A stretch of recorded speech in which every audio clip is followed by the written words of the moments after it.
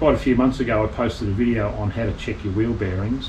That video started out as a video on how to change your brake shoes, because that's what I was about to do, and I cut the wheel bearing bit off the end of that video. So here's the video of how to change 12-inch Alco drum hub brake shoes.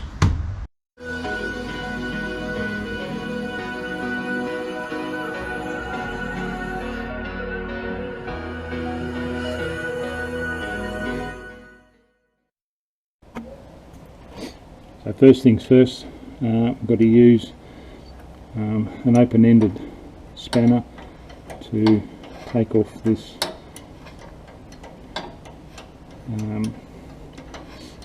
wire rope bracket,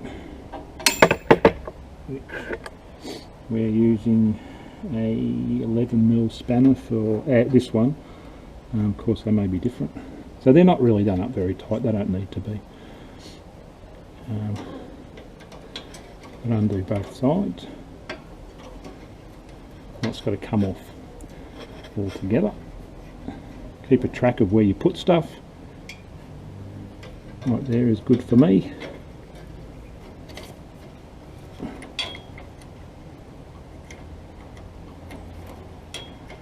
And it's probably a good opportunity while you're doing all this sort of stuff.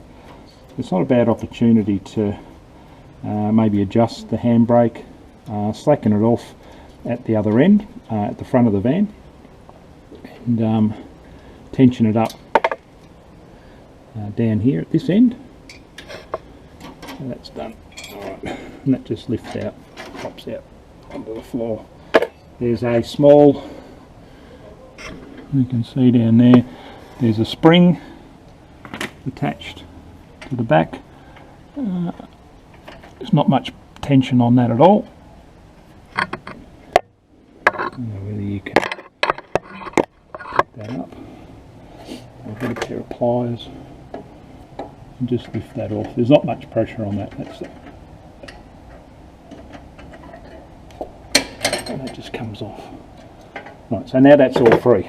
So the brake shoes now are ready to come out. The mechanism. This mechanism here is the handbrake, which is, if you pull that lever, so that'll come out with the shoes. Don't have to worry too much about that large spring. You'll never get that out anyway, but we'll work around that. These are the shoe retaining pins here, and one in each shoe. It just stops the shoes from flipping out that way.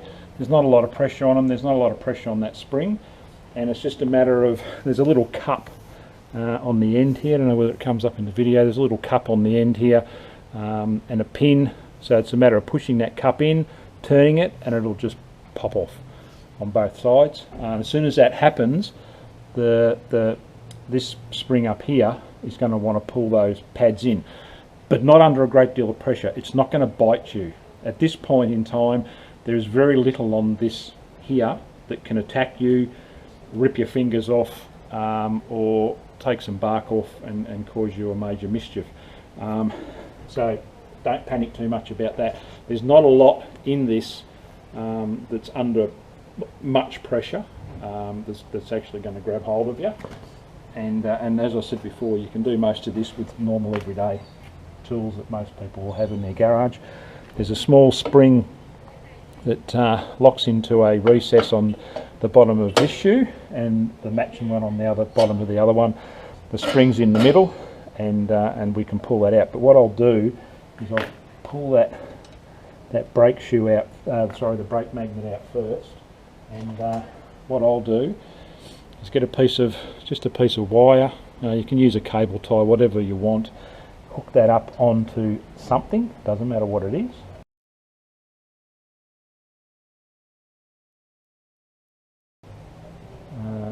Because you don't want that magnet hanging down on the wires, because they'll be generally joined with some kind of a connector if they've been replaced before. You don't want to put too much pressure on those connectors by letting it just dangle in midair. So I'll just tie it up onto that. take the pressure off it. Now push these, push the magnet in. There's a spring in there behind it. Push it in. There's a small metal clip at the front here, and I'll show you where that goes in 2 seconds. And that just pops out eventually. Looks like that. And the magnet will just slide off. The spring will be there, and then what we'll do then is just hook the piece of wire through there to take the weight of the magnet. Oops. And when that goes back on, when the magnet goes back on, this little clip slides in there. There's a little recess. You'll see the little, hopefully you can pick up, there's a large square there, and there's a smaller square in the middle, and it'll sit in between those little rebates in there. So when you push the brake magnet back on, you just push that through that hole, and we'll show you. That just goes back into there like that, and then that little clip just pushes in over the top and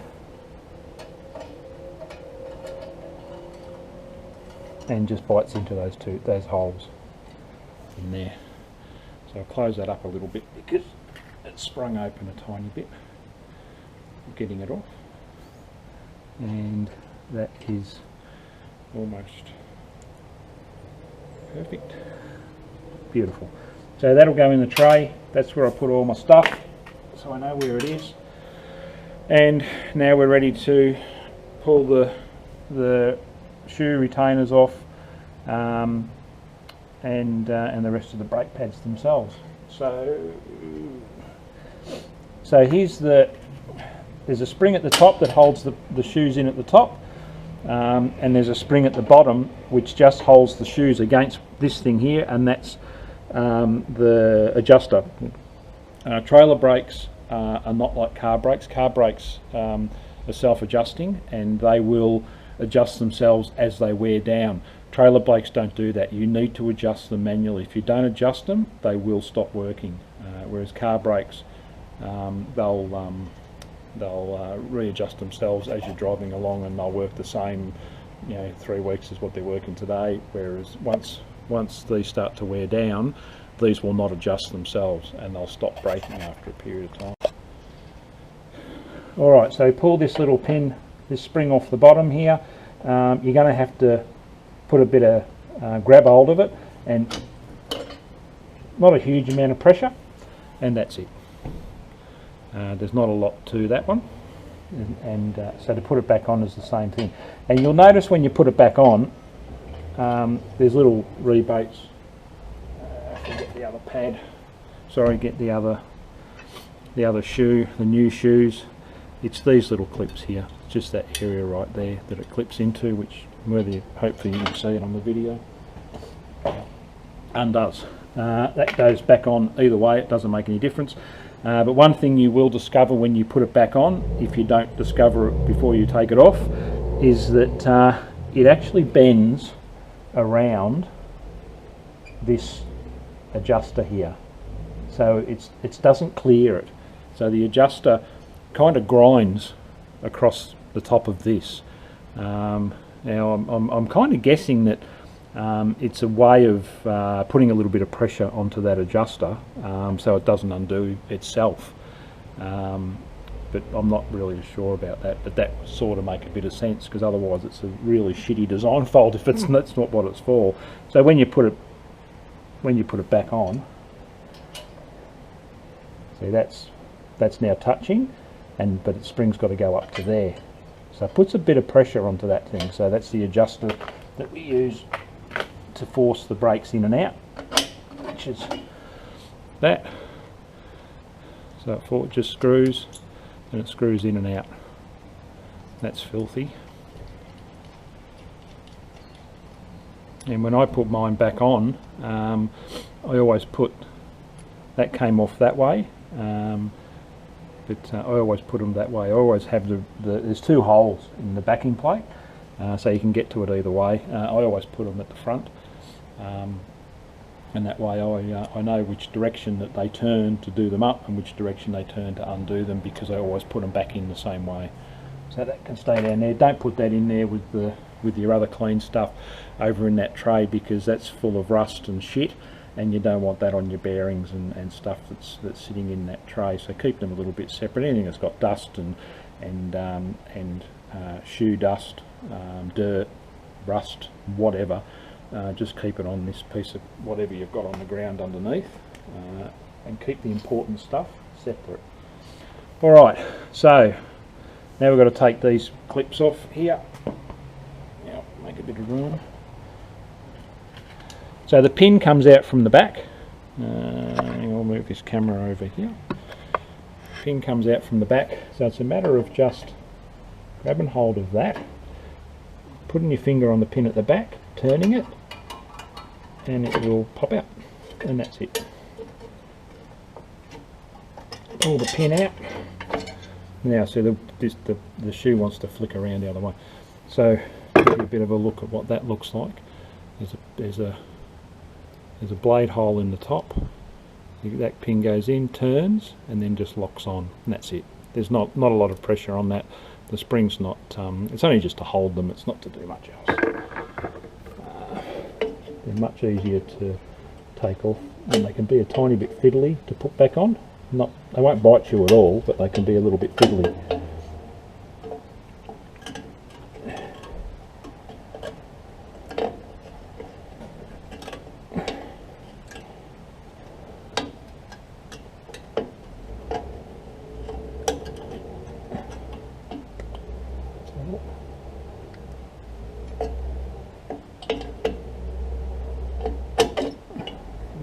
Same deal.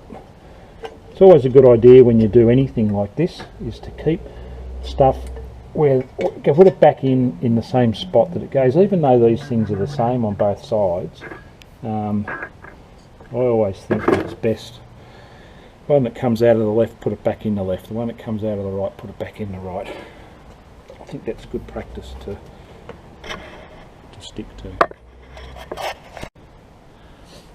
Alright, now this spring here is quite, it's a fairly thick, very strong spring, so we're not going to take that off because it's near impossible to get that off, and you run a major risk of, if you tried to take that off, you run a major risk of doing yourself a bit of a mischief, but you don't need to. You just move these things around a bit, one will pop out, one or the other will pop out, and then both of them will pop out, and drag that handbrake mechanism out with it, and you can just wiggle it around. That spring's under no pressure whatsoever now. Just wiggle them around, the spring will pop out. Like that. Same thing, make sure it goes in the same way that it came back out, and you'll work out how these levers go in. They're now dead. We can get rid of those. Now the shoes themselves, sorry, I'll get them back again. The shoes themselves are different on either side. You'll notice that the leading pad, or the front pad, one's closest to the front of the van, is short. There's not as much meat on that pad as what there is on the rear pad shoe, so make sure that they go, the ones that you've purchased go the same way. The one at the front has the least amount of brake surface than the back one, so that's pretty important. So it's probably a good idea because you're kind of new to this thing, it's not a bad idea to get the parts out and put them where they're supposed to go before you take the old ones off, and then that way you can't balls it up, and then so put them somewhere over on either side so you know that they're the sides that they go on while you remove the other one. Now have a quick look at the backing plate. Particularly take particular notice of the wiring for your electromagnet. Make sure that it's not rubbing on anything, or it's being cut, or it's frayed, and that's all in pretty good nick. And then you're ready to put the other shoes back on, and that's just a matter of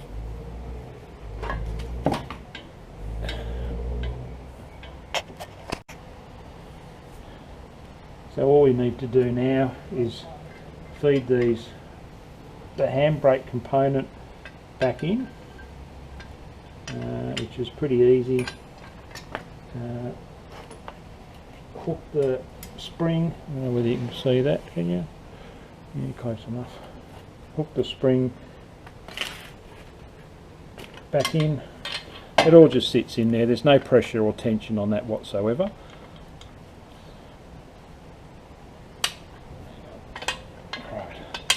And now we just have to manipulate it back into the position that it was.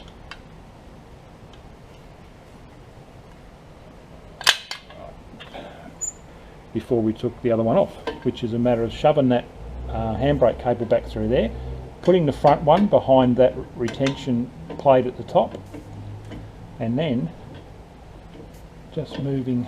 Actually, that's not playing very fair at all.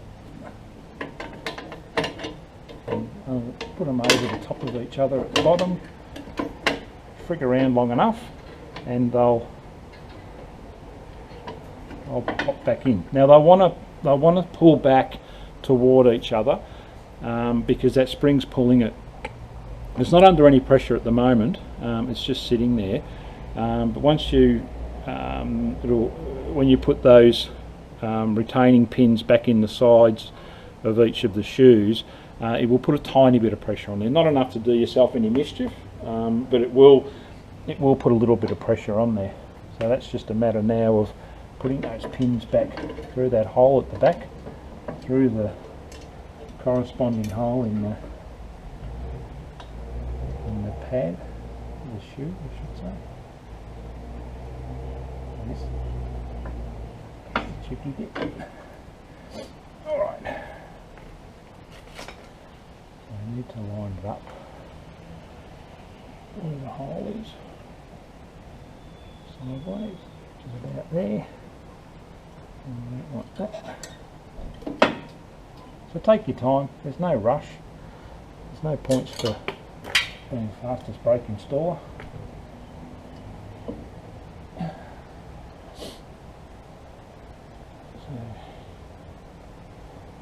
So, possibly there is a prize, I don't know.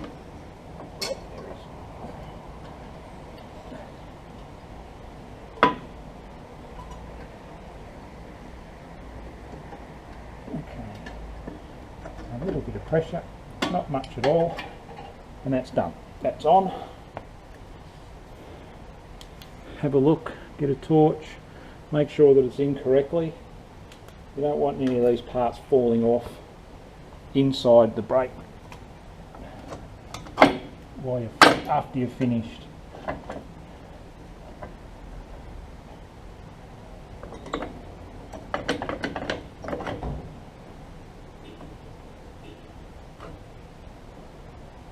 Very nice. Now it's filthy work this, but hey, saves you some money. It's very easy. It's not technically difficult. It's just filthy.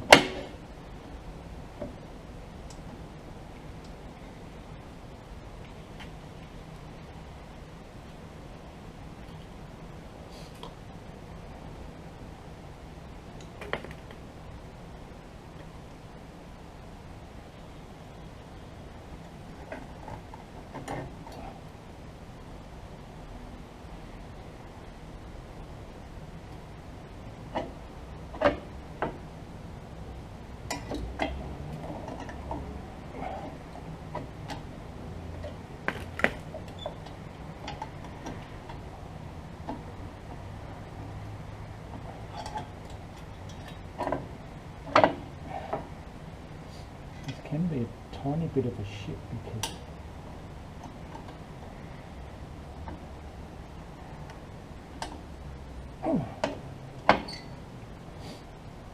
the pin goes through at the on the back of this backing plate. It's on a fold, and so when you push the nail, flathead nail kind of deal on the end of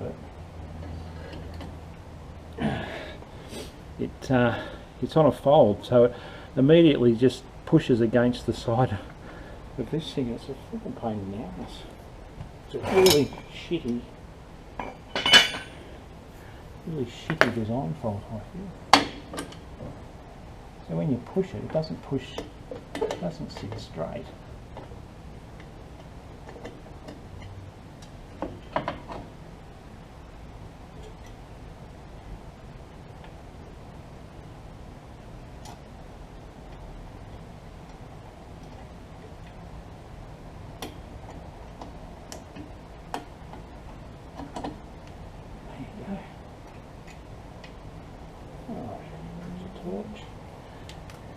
Look, it's a bit fiddly, but it's not overly difficult.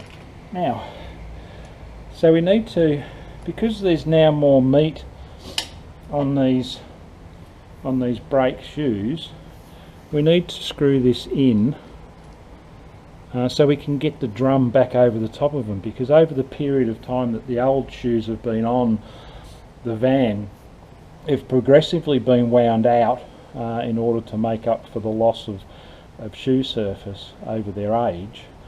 So if we were to just put this back together as is, we'd find that. Alright, so we wind that thing in. Battery went flat on the camera. So we wind that thing in because the shoes are now larger. The face of the shoes are now larger than what was worn out of the other one over the lifespan of the other shoes. As they start to wear down and this surface is reduced, we have to adjust them out. So now if we try to put the drum back on with these shoes in the same position that the other ones, the drum won't go on because it's been adjusted out. So we need to adjust this in a little bit.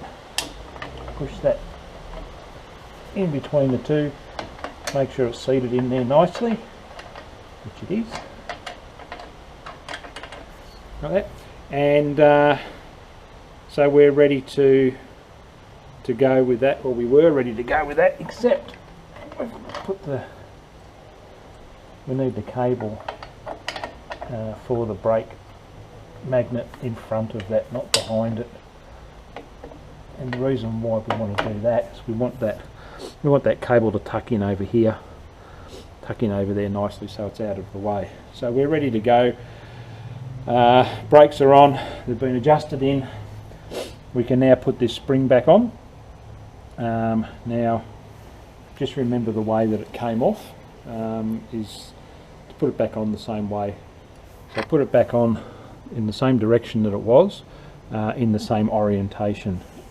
So which means that it was hooked behind on the rear shoe and in front on the front shoe. So it's a matter of pulling it over. There's not a lot of pressure, not a huge amount of pressure on that. Hook it into that top rebate on that front shoe. And if you can pick it up on the video, it's now jammed itself onto the teeth on this adjusting wheel here. Yeah, so I can only guess that the reason behind that is to give it a bit of some sort of positive encouragement not to undo itself. Rightio, so that's ready to go. So we take this piece of wire out now, grab that little clip, grab our spring. Spring goes on first, brake magnet goes on, and then this tiny little clip just slots over the top of the end of that arm, and it stops that magnet from popping off, which is pretty cool. Otherwise, sometimes I'll have, you'll see them with rubber bands. I'll put a rubber band around them to hold them on, and then of course once the first time you hit the brakes and the the magnet attaches itself, or tries to attach itself to the inside of the drum, it'll just disintegrate that magnet anyway. So now we've just got to repack the bearing, the rear bearing. I've already done the bearings on the drum, so I'm not going to go through that again. But what I will do is I will pack the one that I've cleaned, and the reason why I cleaned it is it looked like it might have had a little bit of rust in it. And that's the action of the handbrake. There's not a lot in that. One important point with the handbrake is that metal expands when it heats. So if you've been driving all day long, particularly through cities, towns, whatever, and the brakes are relatively warm, and you stop somewhere and disconnect your car and pull that handbrake on, it will hold the caravan, or it might seem to be holding the caravan, and as you walk away, over the next half an hour, hour or 2 hours, when this metal cools down and it shrinks back, it can let go, slowly let go, and your van can waddle off down the road. The handbrakes on these things are pretty shit. They're not terrific. Good idea, don't rely on them. Use it by all means, but don't rely on it as a safety measure, because the chances are they will let you down. There's not much in them. There's not much action, and there's not much positive grip, and you're relying on one steel wire holding on to one little lever. Anyway, so now we're going to pack this bearing up. We can put the drum back on. It's greased up already, and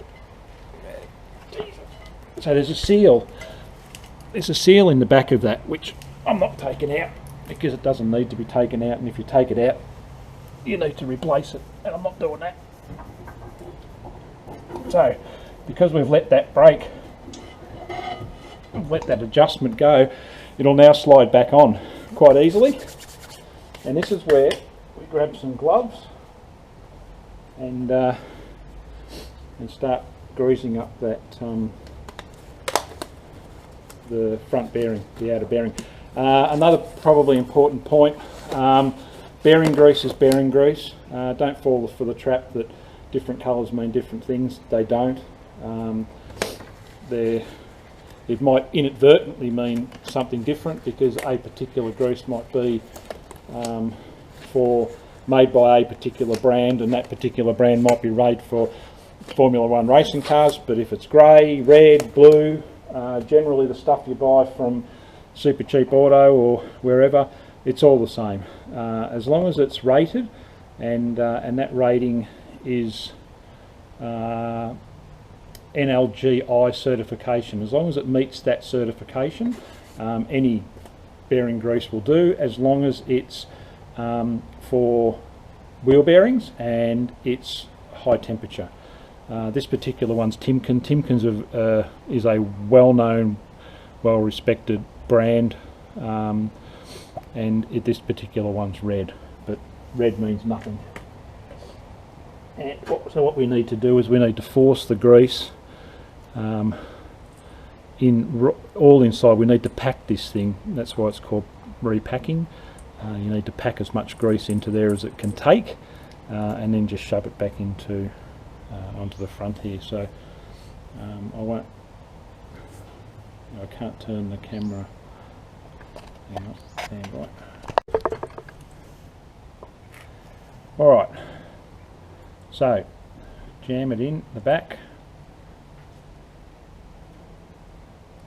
Jam it in through the back there. You can buy machines that will pack the grease into them, like a kind of a hamburger press type of arrangement. Yeah, look, whatever floats your boat. I don't think it's necessary. You can quite easily do it by hand. You don't need more shit trinkets and crap lying around in your workshop or in your toolbox.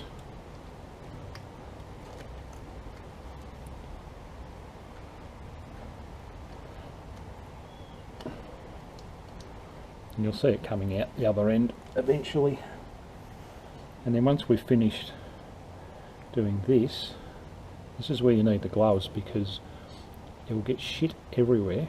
You get oil, grease everywhere, and then you got to try and put the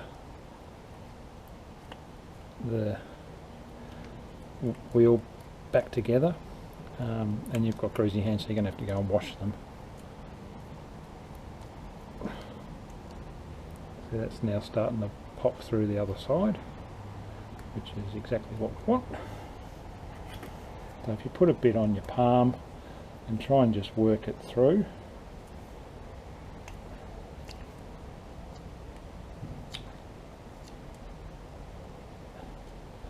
And then roll it around, and then jam it in through the bearings themselves, the pins. You can't really overdo it,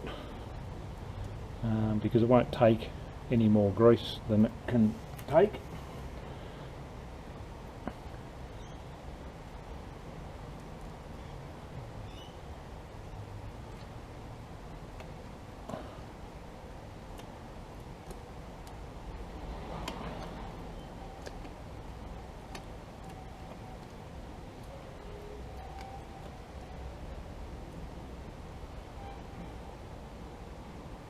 That's well and truly coming out.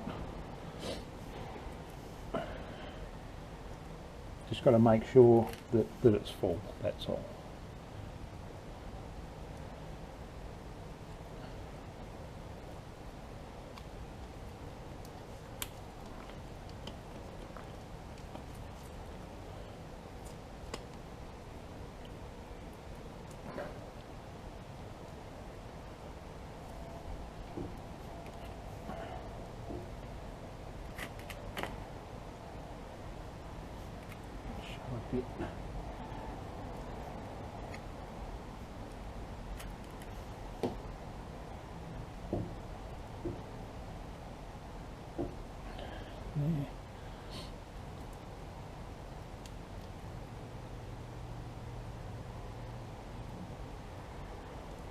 That's pretty good.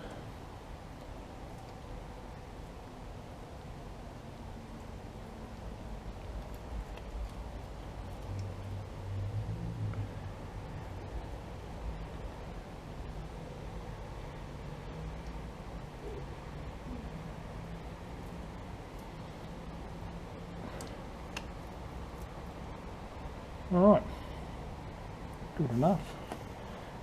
Smear a bit around the surface. Shove it in there. Now it's got to go in relatively square because it slides onto that stub axle. And clean up around that edge.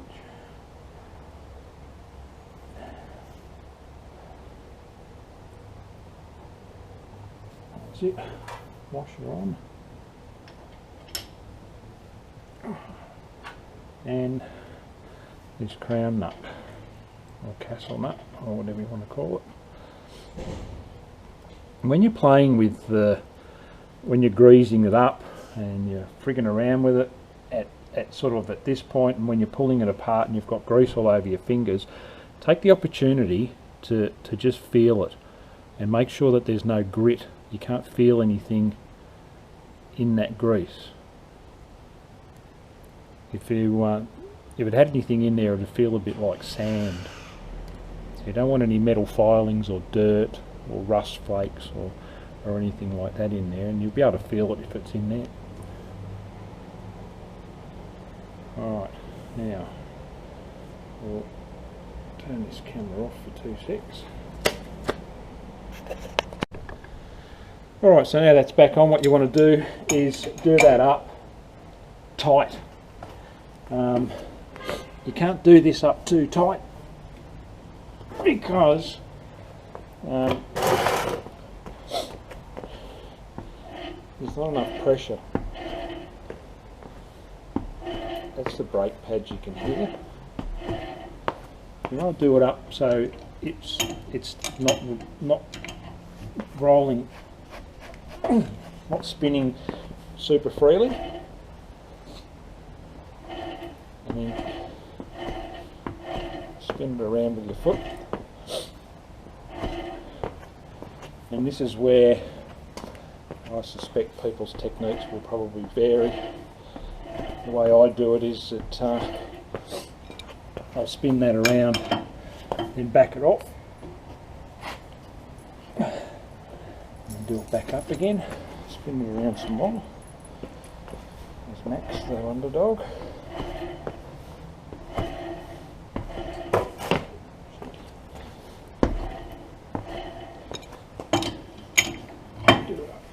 Some more.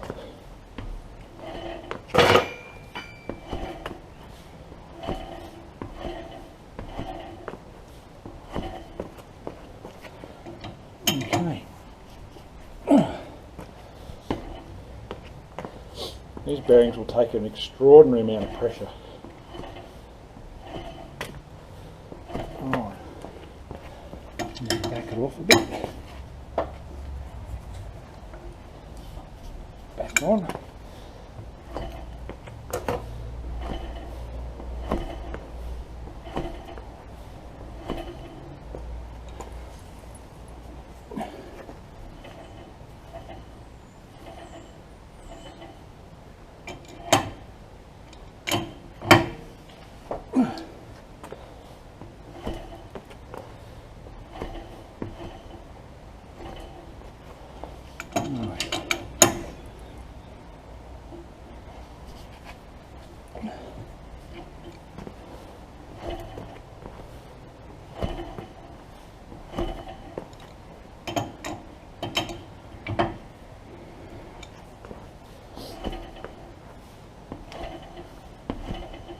Alright, that's pretty good. I'm pretty happy with that.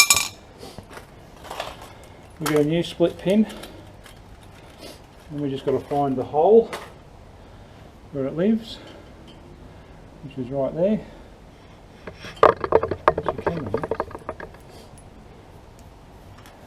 Get your pliers, pull one out, chop the end off.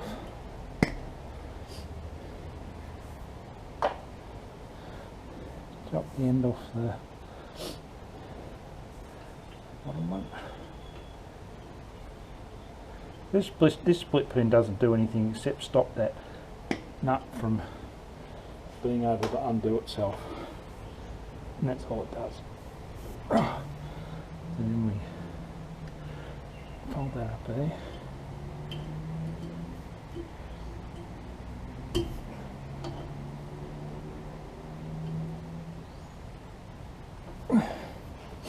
One up there, and up at the bottom.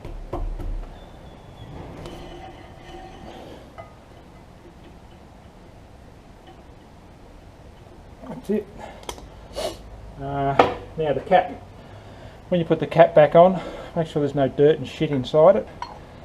When you put it back on, get a piece of wood. I'll find the easiest way to do it, and then just give it a tap all the way around.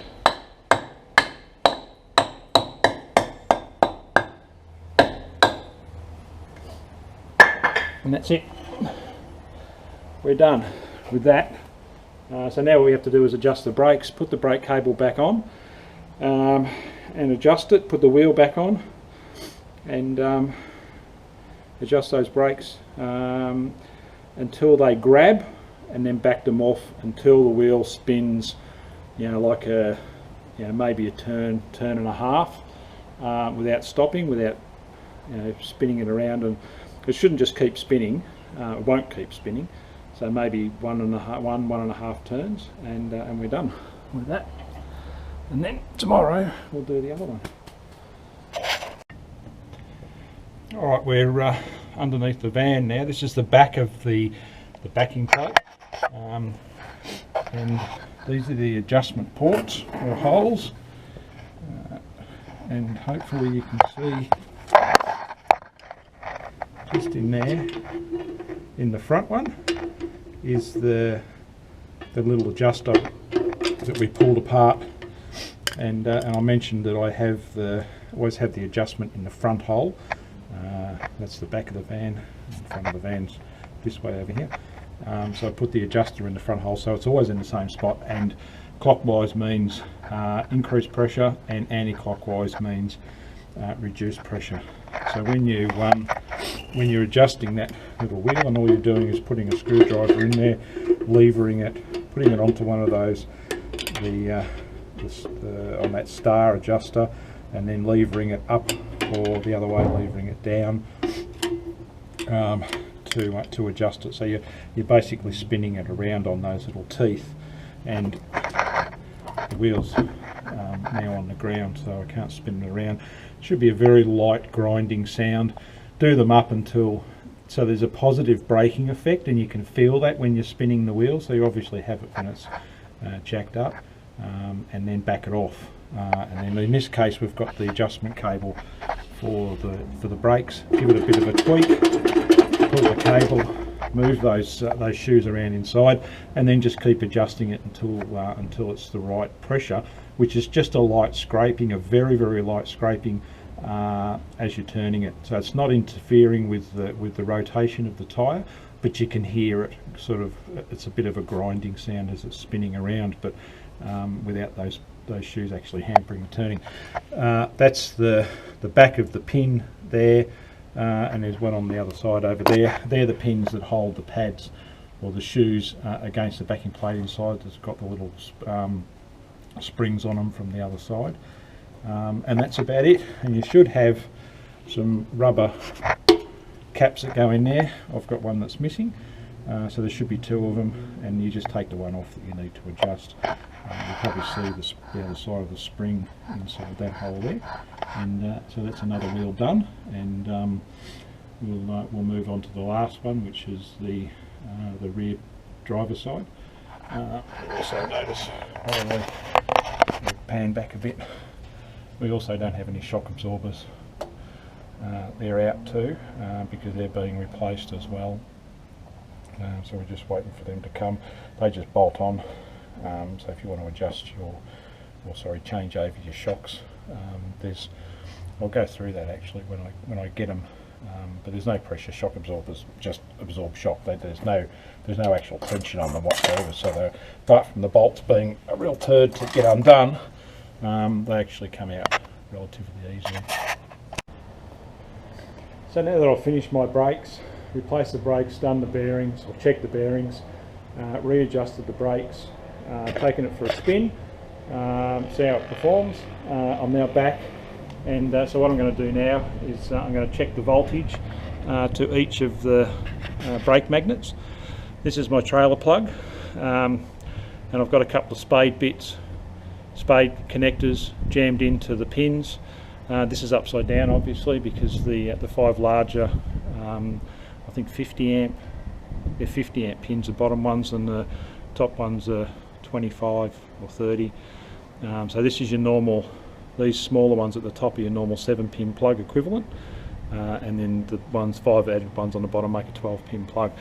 The middle one, you'll see, is I don't know whether you can pick that up there, but they're all straight except that middle one, which is a little bit raised, a little bit, in this case lower because it's upside down, but normally it's higher up. That's the earth, and to the right of the earth, left here because it's upside down, but normally to the right of the earth is your trailer plug power. So it's connected to a battery, so I'm now running 12 volt back to the trailer magnets, brake magnets, and but I've disconnected them all at their connectors behind the backing plate, and so there's no power running through now. It's just running to the wiring looms or the little plugs behind each of the brake magnets, and I'm going to check them individually, see what the voltage is, and you should be looking for voltage which is the same as the battery that you've got it connected to. This is an old battery. It's sitting on around about, I think it's sitting on about 12.6, 12.7. So as long as I get the same voltage, the voltage itself is not critical. What's more critical is you're getting a consistent voltage across all 4 of the magnets, because if more voltage is going to one particular magnet than the others, then it's going to place more braking pressure on that wheel. So what you're looking for is the same voltage, a consistent voltage.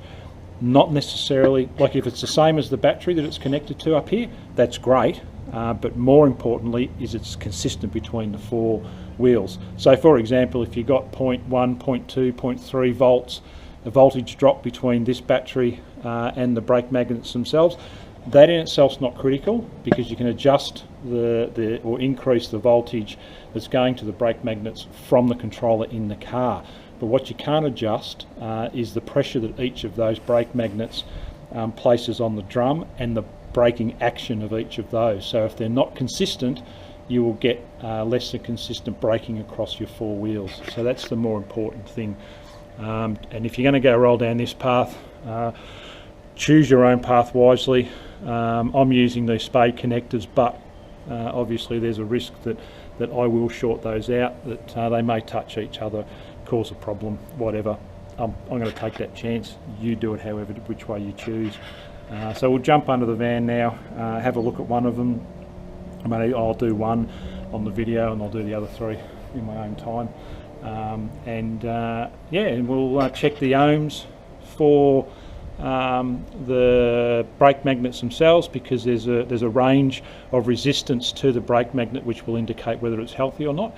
It's a pretty easy way to check to make sure that all of your 4 brake magnets are actually working, and if one's failed and it's not braking very well, it's the first good spot to check to make sure that the resistance within the magnet between 3 ohms and 3.8 thereabouts is kind of what you're looking for. Alright, so this is the plug here for the electric brakes and brake magnets. This is the backing plate of the brakes, and the magnet's obviously on the other side of that. So we've disconnected the magnet from the power, and if we check the power, what voltage we're getting from the battery.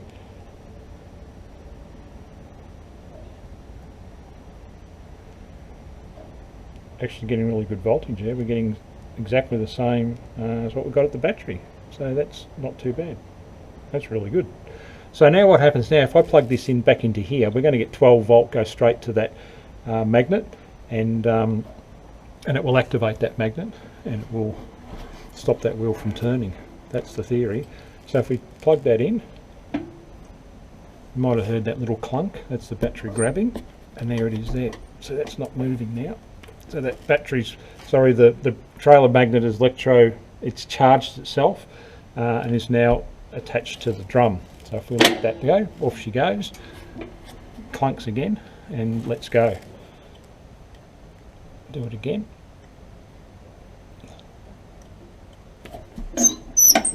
And there we go. Now it's on. Now it's off. So we'll adjust that. I'll adjust that up again now that it's rolling. So I'll readjust the shoes on that. Now the other thing we can do is adjust the resistance, and I don't know whether you can pick this up. The resistance on your meter is this funny little ohm symbol here, whether you can see it or not, just here. That's the resistance, or the ohms. So if you touch these 2 pins together, you should get zeros. It should just zero out because there's no resistance at all between these 2 pins. And if you connect it to these 2 wires or pins in here, you'll get, once it comes up, 3.1. And according to the gospel, the resistance of between 3 and about 3.8 is fine for these magnets. So that means that magnet is working fine. I can hear it when I charge it up. It's connecting and it's working. It's stopping the wheel from spinning. So that means that everything's working fine. And then I'll just do this with all 4 brakes, and then I'm happy, super happy that everything is working correctly and everything's wired correctly, and it's all active and all working.